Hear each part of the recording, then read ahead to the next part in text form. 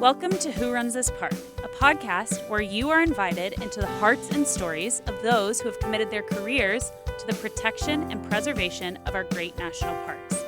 Who Runs This Park aims to be a catalyst for inspiration, highlighting all that goes into managing our national parks and building a sense of appreciation for the invaluable beauty, diversity, and history of our protected lands.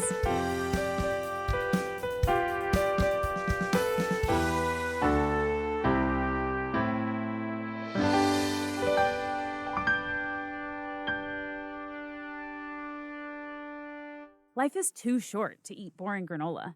Granarly, the world's one and only whiskey granola, fills that void. When I was a student at the University of Texas, I worked with Granarly, a granola company based in Austin, falling in love with both the granola and the mission. Go to granarly.com with code WRTP15 to get 15% off to fuel your next adventure. See show notes for more details. Today, we get to hear the story of Paul Labovitz, the Indiana Dunes National Park Superintendent. Indiana Dunes National Park sits at the southern end of Lake Michigan, encompassing over 15,000 acres, and is one of the most ecologically diverse places in North America. Paul, the man behind Indiana Dunes National Park, is a self-proclaimed city kid whose transformational experience outdoors changed his life and charted his course. And today, we have the privilege of getting a peek into his story, hearing his heart for creating opportunities for people to discover nature. Paul, welcome to the show. It's a joy to have you today. Thanks, Maddie. Good to be here.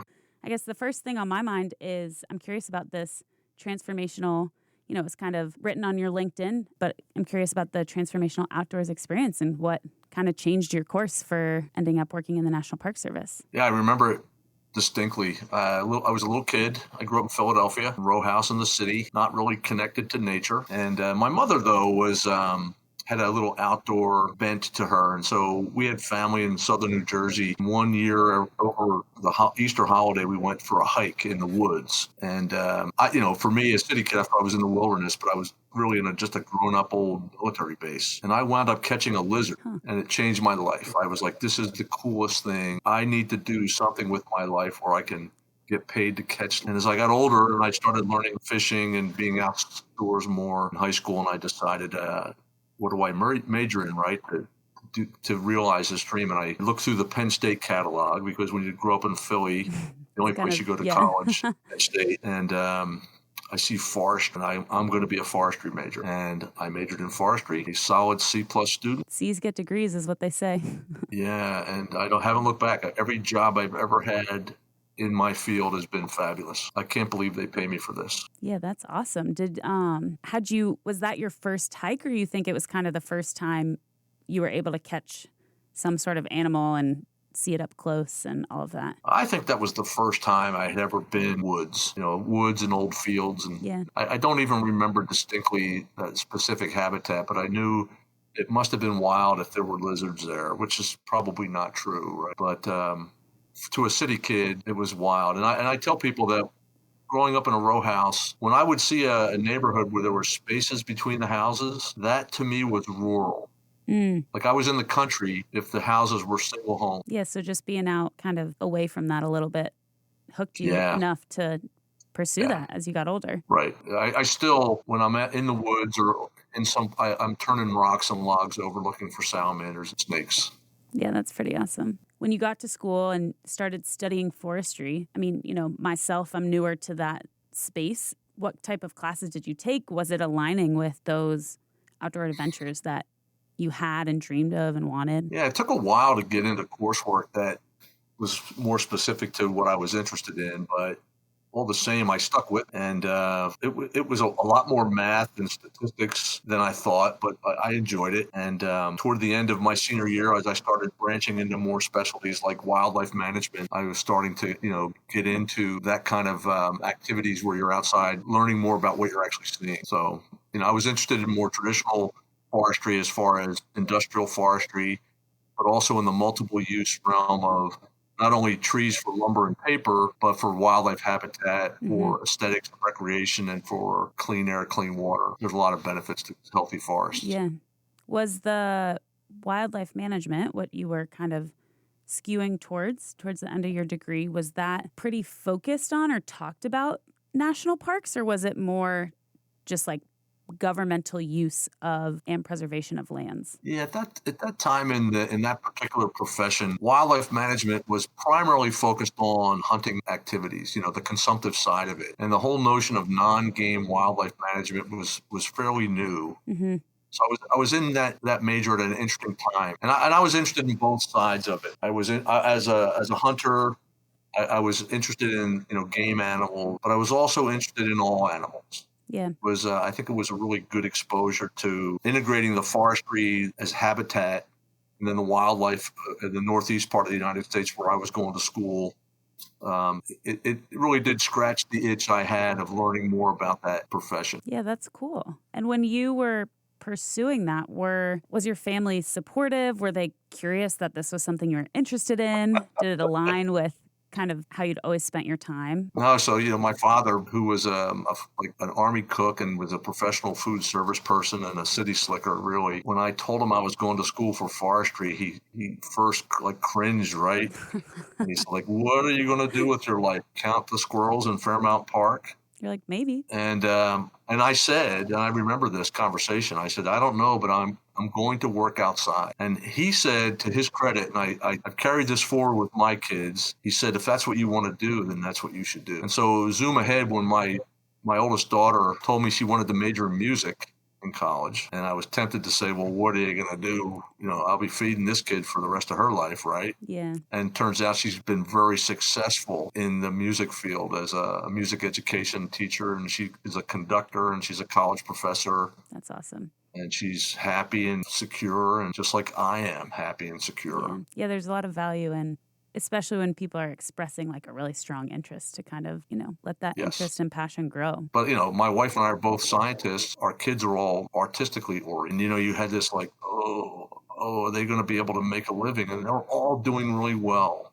Yeah, that's really special. So it's great. That's awesome. When you graduated school, finished out your forestry degree, tell me about your first years outside of school. I worked in a hospital in Philadelphia through high school and college. So I was all set to go back to work there because I didn't have any job lined up. Were you interning there like during the summers and during breaks, or was it while school was going on? Yeah, I worked there every weekend, and every minute that I was home from college, I could work. Which was really great because I didn't have to borrow any money to go to college. And the last month of my senior year, I saw a job announcement on the bulletin board. It was a assistant director or assistant manager of a place called the Rockwell Somerset Woodlands, private sector job in Western Pennsylvania. Turned out the retired chairman of Rockwell International owned a then 8,000 acre property. He managed for timber management, wildlife management, a little bit of about 600 acres of agricultural lands, and a coal mine, a surface coal mine, a strip mine. And it was basically a private national park for him to hunt and fish with his friend, but it was run like a business. That's cool. And so I interviewed and was selected for this job, and 2 days after graduation, packed up all my earthly possessions in a little Ryder rental truck, and drove 5 hours west of Philadelphia to the Allegheny Mountains in Somerset County. Wow. And it's the furthest west I'd ever been. Wow. And I was there for almost 8 years. And were you, so many things to learn and dig into there, but with specifically timber management, for example, what does that necessarily refer to? Is that, fill in kind of what that means. Yeah. So, I tell people that my job was to help grow some of the best black cherry, red oak, and hard maple trees and lumber in the world. And so all your fine furniture of those woods, that's where they start out as beautiful trees in the mountains of Western Pennsylvania. And so how do you sustainably manage a forest like that, produce a crop that takes 100 to 150 years to mature, and enjoy all the benefits of that forest while they're growing, which includes the wildlife, the clean water for the streams and the trout, and the aesthetic values and the recreation opportunities for the owner and his guests and the public. We had public hunting in that property that we managed. So would you manage, like you said, it's an 150-year journey for that crop to be produced. Are you managing maybe what parts of the property the lumber could be harvested? So you got to think of this as a continuum of tree sizes from newly sprouted seedlings to mature trees and every age class in between. And Yeah. so it's not a homogeneous forest at all. It's a very mixed up place. Yeah. So you have to you have maps of species groups and the age classes of trees and the sizes of trees and what is your management objectives, et cetera. And it was interesting. And then there's the road construction to provide access. The Oh, yeah. owner, we planted little fruit orchards as sort of food plots for some wildlife and for fresh fruit. We grew corn and soybeans and sunflowers and wheat, and it's just a little bit of everything. And so it was managing a business. And so a couple of years after I was there, I was made the manager. There was some change in the management, and as I realized what I was doing, I convinced the owner, Mr. Rockwell, that it was in his best interest to send me back to school for an MBA. That's awesome. And for me, that was a language degree because I was dealing with corporate attorneys and lawyers and accountants, and they did not speak the natural resource language, so I had to learn the business language. And it was really in hindsight, it was one of the smartest things I had ever done was to learn that. So what accountant, this might be more on like the silly side of a question, but what accountants, what lawyers are you dealing with? Are they related to the owner and people he's dealing with? Yeah. That's his professional staff of people who were managing all his assets, of which this property was one. Mm. Yeah. And I know it probably, you said you were there for 8 years, so it probably changed over that time period. But were you pulling in experts to maybe make these decisions of like, oh, we want to add these type of fruits to pull in these, different animals for food? Or was that information you were pulling from your education? Yeah, a lot of that was me, but we did have a consulting forester who would do some of the legal or the contractual work for timber harvesting. And That's we cool. would we built a large lake so that he could build a house on a lake in the mountains. And we had a professional engineering firm design the dam and the control structures. Oh, So we wow. did a variety of things internally and hired external experts as needed, which was an interesting thing to learn was the contracting process, right? Yeah. It's kind of a, learn as you go sort of situation. Yeah, and Mr. Rockwell, who has passed since, of course, but he was very patient with me and helping me learn the business of running his property. And I was the manager of any of his properties that lasted the longest. Usually his managers only lasted 2 years, and I lasted almost 8. Yeah, And that's I awesome. that as he was happy with my work. Yeah. And you were content also. I was having a great time. Got married and all our kids started out there. We had a great time. So when you were there, and I guess right now you're superintendent of Indiana Dunes National Park, and as I was researching, kind of one of the cool points about that park is the access to a larger metropolitan area. A lot of our national parks are very far from a central population, but kind of in that time period and as you've progressed through the years, what type of communities were you living in? Were you living in a town next to the property? Were you living on the property with Mr. Rockwell's Yeah, other folks? I lived on the property in an old farmhouse on one of the edges of the property. I could drive all day long and put 100 miles on my vehicle and never leave the property. Wow. And so now with the Park Service, my career has focused primarily on what is characterized as urban national parks, close to where people live. And I often thought of myself as wanting to be one of those wilderness park people, but my career has taken me in these urban parks, and it's really been an interesting niche as a park manager. Yeah. That has been very rewarding because I work in complicated landscapes in places that get unusual pressures for national parks, but also have all the benefits of living near civilization. Yeah. So I used to joke with friends in the rural parks when they'd say, hey, want to go to lunch? We could either go to the subway in this town or drive 30 more miles and go to the subway in that town. Yeah, or McDonald's. And we joke here that we have 4 Starbucks close to the park. Wow. East, west, and south. Yeah, Sounds like New York City in that regard. A wonderful, as you get older and you like to have creature comforts, Yeah. like Indiana Dunes is really wonderful. Yeah, that's cool. So stepping back to managing the Rockwell property, at what point did you go and get your MBA? Was that during that 8-year span? Yeah, it took me about 3 years to get it, and it was about in the middle toward the end when I finished up. Cool. And were you doing like a I was commuting to a school in Western Maryland, Frostburg State University. Very cool. It was less than an hour away. Okay. And so it was fairly, even though I lived in a fairly remote place, it was fairly close to go to a evening MBA program. Yeah. And it sounds, I mean, as you said, you met your wife during that time period, started having a family. It sounds like it was a very like sweet and dear memory while you were working there. But I'm curious kind of what led to moving on from that position. Was it wanting to live somewhere else or what prompted that? Yeah, I think I'll surprise you with my answer here is that the first space shuttle exploded and it had an impact on Rockwell's business. And we had just purchased 2,000 additional acres.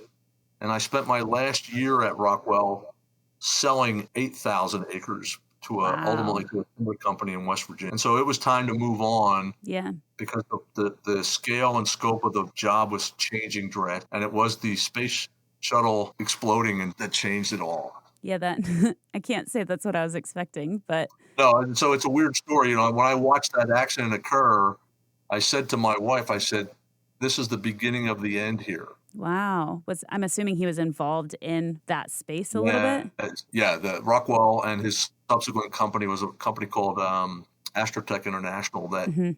they basically processed payloads for the shuttle, I and that see. industry disappeared overnight for 2 years. Wow. I mean, it's interesting to look back at how like such random events can kind of then Yeah. redirect your paths.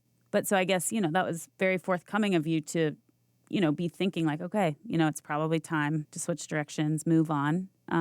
So tell me a little bit about what that transition was like. Yeah, so a year before I left, somebody suggested to me once, they said, you should probably work for the National Park Service. And my wife had worked for the Park Service before we were married. Her dream was to be a park ranger, had worked in Yellowstone and Grand Teton as a high school student for park concessionaires.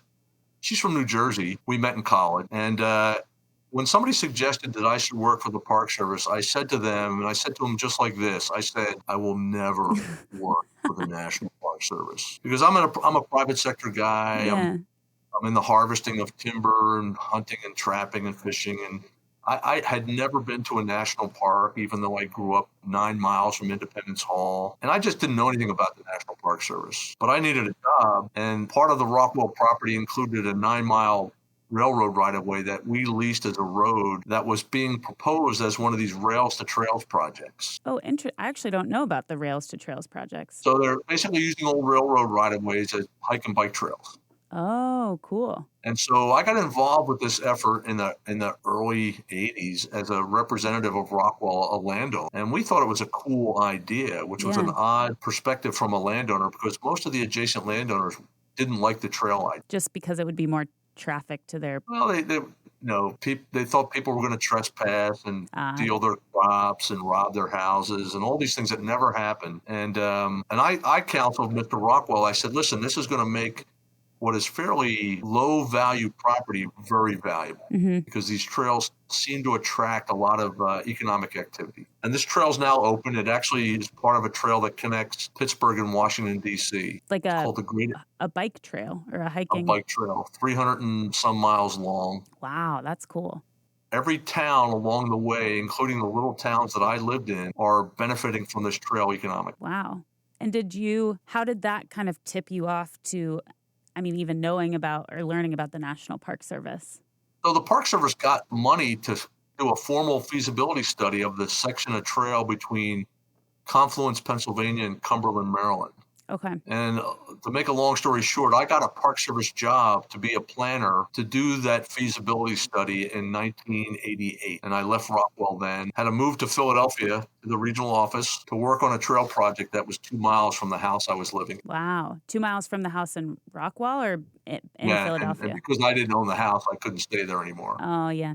Makes which sense. was too bad because I would have loved to stay. But and then the rest, it started a 35-year career, and for 17 of those years, I did trail work and river conservation work all over the United States, and have even done a lot of national park and protected area work in Central and Eastern Europe, Oh, wow. Cool. Canada a couple times. We have a sister park here at Indiana Dunes in Costa Rica, and so this Philly kid all of a sudden gets to experience the entire United States and parts of the world from a conservation perspective. It was amazing. That little lizard, really Yeah, I'm came telling you, in came in clutch. this eastern fence lizard who lost his tail in the capture, um, It was a set my career. sacrifice that, Yeah. you've done much good probably for the many lizards throughout the U.S. But no, again, a city kid who gets turned on by nature, and part of my inspiration and drive today still is providing opportunities for like-minded kids who don't have that opportunity to get it. And I've been able to do that in some, in Cleveland and Akron, Ohio, and in Detroit and in Minneapolis, St. Paul, and now here in Chicagoland. And it's really, really rewarding. Yeah. I think it's a really powerful thing that can be given to people, is that opportunity to get that bug and kind of make do with it. Yes. So, even in that 35-year journey within the National Park Service thus far, a lot of things are really exciting from just kind of areas I'm like, oh, I want to ask a question about this and that. One area is, I guess, learning, because, we came to have this conversation because you're now the superintendent of Indiana Dunes National Park. And I think the national parks, rightly so, they're amazing places. They get a lot of recognition. And I think there's more awareness to be had across the U.S. But part of my heart with hearing superintendent stories is kind of exposing just all the other amazing things that the National Park Service does and kind of different conservations outside of maybe the national park boundaries. So I'd love to hear a little bit more of, you talked a little bit about the trail building piece, but then kind of what came after that for you and the different cities and countries that you were in. So a lot of people think of the National Park Service as just the national park system, and it's really much more than that. I'm glad you asked the question. So we have a whole series of national trails, the National Trail System. And some of them are considered units of the National Park System. Some of them are not. The Appalachian Trail is part of the National Park System. The North Country National Scenic Trail, the Ice Age Trail, the Lewis and Clark National Historic Trail. They're affiliated with the National Park System, but not considered units. But they're just as cool and exciting and represent significant natural and cultural themes. It's the best stories of the country. And so that's a part of it. The National Park Service is the keeper of the National Register of Historic Places. So you hear of buildings on the National Register. Well, the National Park Service manages that program in conjunction with the state historic preservation offices. And so, there's a variety of there's the Land and Water Conservation Fund, which is money that's generated from offshore oil revenues that goes back to states and municipalities to purchase land for parks and to develop parks. The National Park Service manages the Land and Water Conservation Fund. So, it's more than the 424 national park sites. 424 national park sites, yeah. Even that is more than I think sometimes that, the 60-plus national parks themselves get a lot of the recognition. But, even national seashores and Cape Cod and just all these beautiful places that are preserved, a lot of national forests. Yeah, so today is a very good day to talk about that issue because this is the 4th anniversary of the name change here at Indiana Dunes from Indiana Dunes National Lakeshore, Indiana Dunes National Park. Today is the day? Oh, yeah, because it was February 15th, 2019. That's pretty special. We got lucky with that. Yeah, so very good timing. And so when that happened, people said, oh, Indiana finally has a national park. And I said, yeah, we've been here for 55 years. Yeah. And really, it just changed the name. There are 2 other national park units in Indiana, the George Rogers Clark and Lincoln's Boyhood Home.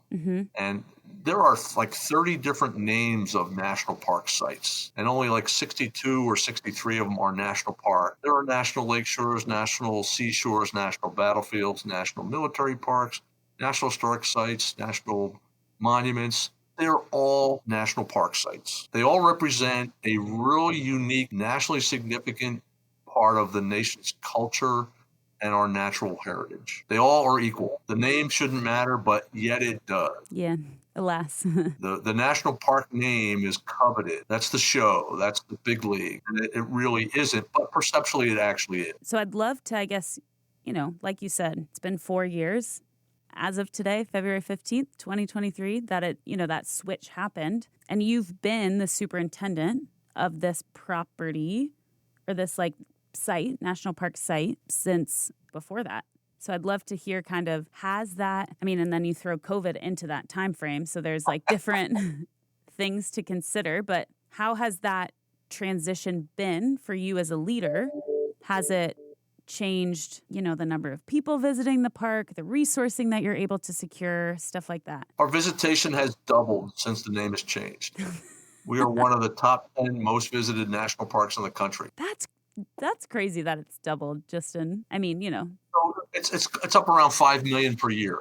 wow. Now, when you come to the beach here and you on a clear day and you look to the northwest, you can see the skyline of Chicago. And so we are very close to a lot of people. Yeah. And so I joke with people, hey, let's go to Indiana Dunes National Park for lunch today. It's pretty cool. And I ask people, how many of you have done that at Yellowstone? I've driven for a very long time in Yellowstone. Yeah, you don't go to Yellowstone on a whim. Yeah. You can come here on a whim. It's an easy place to get to. We're close to all people. And that was the whole point of places like Indiana Dunes, Cuyahoga Valley, Gateway there in New York City, Mm-hmm. Golden Gate in San Francisco. My last assignment was Mississippi National River and Recreation Area in St. Paul, Minneapolis. Parks that were right in the metropolitan heartland. Do you think that's kind of at what point? Because I know you were saying you found yourself in this position where you're more focused on these more urban national parks or national sites. When do you think that switch happened, and when did you, if at any point, kind of intentionally be like, oh, I like this and I want to keep doing this? Yeah, and I don't know if it's undiagnosed attention deficit disorder for me, because I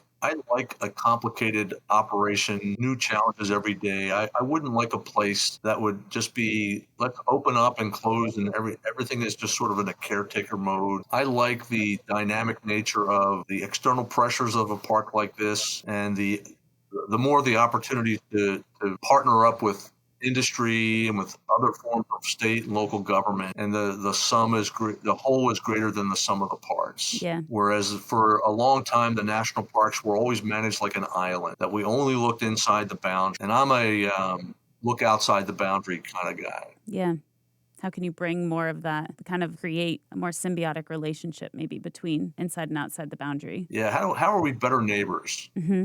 How do you be a good neighbor? How do you fit in best in your neighborhood? Do you not talk to everybody and just keep inside, or are you gregarious and social? So what are some of the partnerships kind of with different industries, or different, maybe with the city of Chicago, the state of Indiana? What different initiatives have you worked on or tried to steward while you've been at Indiana Dunes? Yeah, we have to extend the show about 5 hours to talk about them all, but we work with the state of Indiana, specifically with their state parks, because there's a state park within our boundary, Indiana Dunes State Park. We work a lot with the Indiana Department of Transportation on a variety of transportation infrastructure projects. We work with the city of Chicago, mostly Chicago public schools, as we provide environmental education through our Dunes Learning Center to Chicago school groups. We're working on a bike trail here that will connect Southwest Michigan through Northwest Indiana into the city of Chicago. So Michigan, Indiana, Illinois, that will connect into the national network of trails. We're working on a Calumet National Heritage Area regional natural cultural heritage project with Illinois and Indiana that include both Indiana Dunes National Park and Pullman National Monument, a relatively new park in South Chicago. Cool. We work with our county tourism agencies, the state tourism agency. Work with US EPA. We have a US Geological Survey Great Lakes Laboratory here in the park. They also provide office space to the U.S. Fish and Wildlife Service. We have a U.S. Forest Service office here.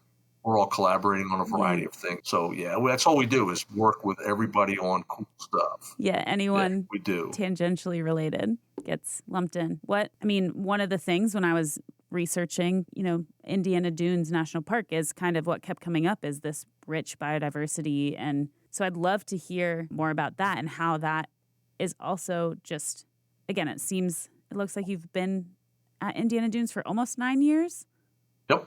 So, how have you seen that progression while you've been there of, studying the diversity, trying to maybe steward that diversity in a certain way? No, as I think you mentioned, the park was first talked about when the national park system was established, because over 100 years ago, that biodiversity was fairly well known. And so a student from Chicago who was traveling through here, a guy named Dr. Henry Chandler Coles, observed the change in vegetation from the edge of the lake up into the forest. And that description of what is called plant succession has evolved into the science of ecology. And so we joke and say ecology was invented at Indiana Dunes National Park. And a lot of people simultaneously around the world were observing that in other places. But what turns out, in a relatively small geography, I mean, 15,000 acres is less than 1% the size of Yellowstone National Park. Oh, wow. Yet we have a lot more plant diversity than they have at Yellowstone National Park. And we're still seeing changes in biodiversity today. I mean, bald eagles are coming back, sandhill cranes are coming back. We're seeing river otters and bobcat coming back to Northwest Indiana. That's just mammals and birds. And, the closer you look, the more you find here. How do you create an environment where those animal species, mammals, and again, we're not even getting into like the bacteria and all those, the like really nitty gritty things, but are those intentional things that you're doing, like trying to create a place that, say, bald eagles would want to come back to, or is that more of a side, like a benefit of just continuing to preserve the land? Yeah, I think we're managing the place for protect and enhance that biodiversity. I think because we're fairly, in this part of the world, 15,000 acres is a large chunk of land. Yeah. And we have become a refuge for things because of the adjacent development outside the park. So we are attracting things here from the outside that are looking for places to thrive, and it's becoming more difficult outside of public parklands. Yeah, that's fair. One thing that did stick out to me, and I'm just, I love traveling and I love to kind of learn the different ways that things are coordinated between each other. But I'd love to hear more about, you had mentioned, I think it was Indiana Dunes National Park that has a sister park in Costa Rica. So I'd love to hear about that and kind of, I'm curious, like, is it a sister park because it has similar biodiversity? That particular partnership is centered around neotropical migratory birds, because the birds that breed here in the summer, some of them migrate in winter in Costa Rica.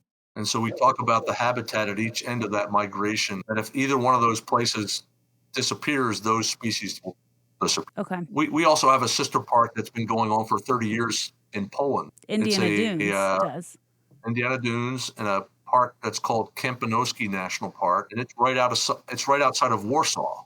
Okay. So again, next to a big city, has a lot of sand dunes that are related to a river as opposed to a Great Lake.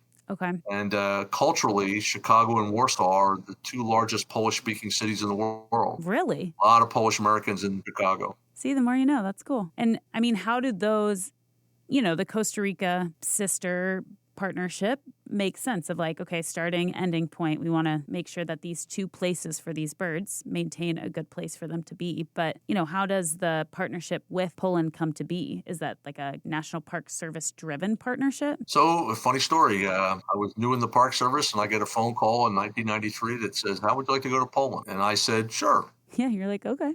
Why not? And a month later, I was in Warsaw, and then driving down to a remote park in the southeast corner of Poland on the Slovak-Ukraine border. And 5 National Park Service employees from the United States were helping the Polish national parks understand how to involve the general public in park planning.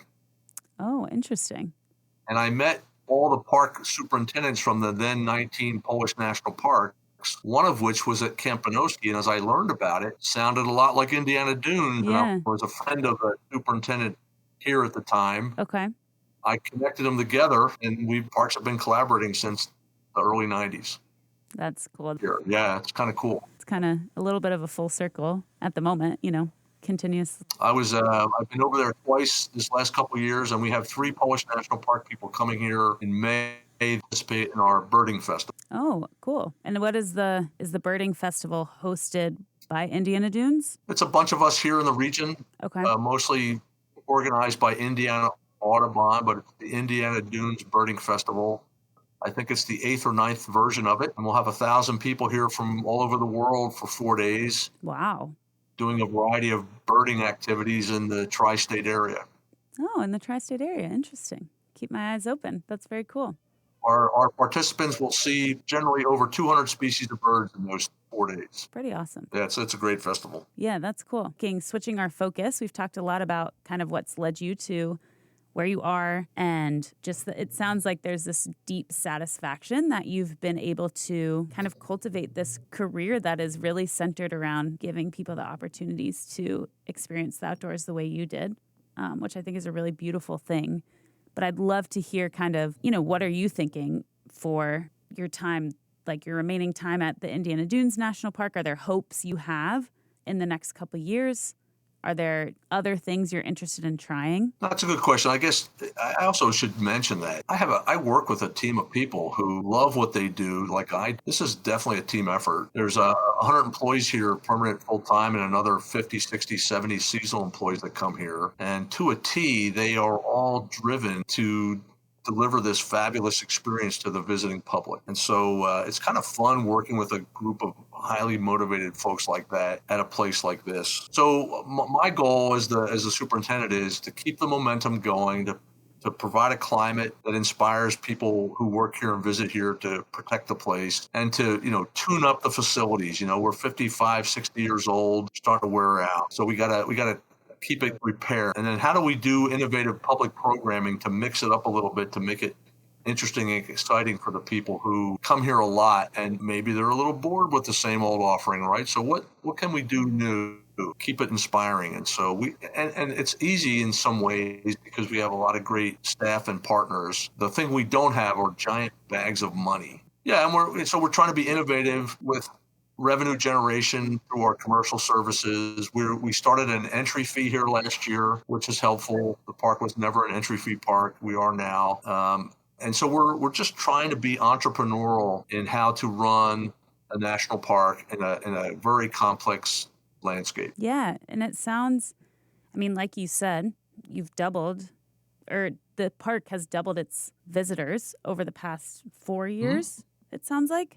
Yes. Is there, again, there's this goal of like creating a space where people can come and enjoy nature, but then there's also this, how do you make sure that the capacity isn't too much, that it like degrades what, we've been trying to protect. Right. So how do you hold that imbalance? Is there anything? Yeah, good question. So I joke about dilution is a solution. So this place was viewed primarily as a beach destination for the summer, and we have full freshwater beaches on Lake Michigan.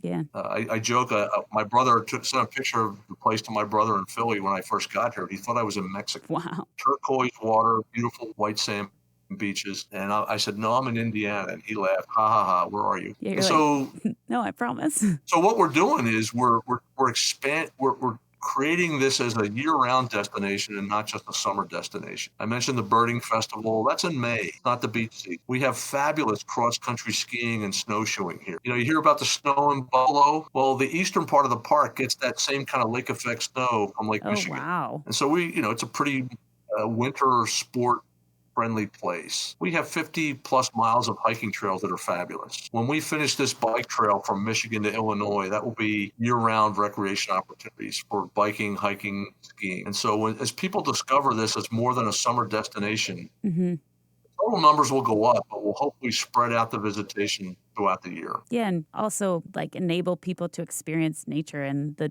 different seasons in different ways. And, that's special in its own way. Yes. We have the best fall foliage in the United States, I tell people. Good to know. That's keep these little tidbits up here, and hopefully for people, who haven't had the chance yet to visit Indiana Dunes National Park. And we're literally a couple of miles from Interstate 80, 90, and 94. So millions of people a day drive by here, don't even know that they're just a couple miles away from this beautiful beach and beautiful biodiverse national park. Yeah, that's really cool. I guess one other, as we lean towards wrapping up this great conversation, kind of circling back to, you've had this extensive knowledge and ability to dedicate time to this like plot of land and preserve it, protect it, broadcast it. Regardless if someone has or hasn't been to Indiana Dunes, what is something that you wish people knew about it? I think that biodiversity message is a surprise to most people, because you understand that our location is, you can see Chicago from the beach. We surround what it may be the largest steel mill in North America, which surrounds the Port of Indiana, which is one of the busiest ports on the Great Lakes. And yet all around there is this beautiful natural place that has got this globally significant biodiversity. 370 different species of birds you could observe here in a year's time. So I tell people, it's great to go to Costa Rica, bird watch. You can come here and see the same number of birds. Well, and I think I don't know, what I'm hearing is like and this goes for myself also, you think of national parks and you think of Yellowstone and these places that are like really remote, really far out a lot, like in the Western US, but like how can we almost shift that perspective of that those beautiful pockets and that like peace that one gets from being in nature can be achieved, like you said, in the midst of like ports and a huge metropolitan city and all of that. And I think it's a very comforting and very special thing. I joke a lot. We hear people refer, hey, Indiana Dunes could be the Yellowstone of the Midwest. And I say, we'll know we have arrived. It's when they talk about Yellowstone as being the Indiana Dunes of Wyoming. You got to set your sights high. Yeah. That's awesome. Well, I want to thank you for your time today, Paul. It's been a privilege and a joy to hear a little bit about your story and just really through the way that you talk about your job and the people that you work with. It's evident that it's something you care about a lot. It was nice to meet you and terrific to talk with you. Yeah, thanks so much. Sure enough. Take care. See you in the park. Thanks so much for listening today. Our music was composed by Danielle Bees. If you liked this podcast, rate, review, download, and tell your friends about it. This ensures the stories of our national parks and how they are run are shared. Listen to the other episodes wherever you listen to your podcasts or visit us at whorunthispark.com to learn more. I'm Maddie Pellman, and you've been listening to Who Runs This Park.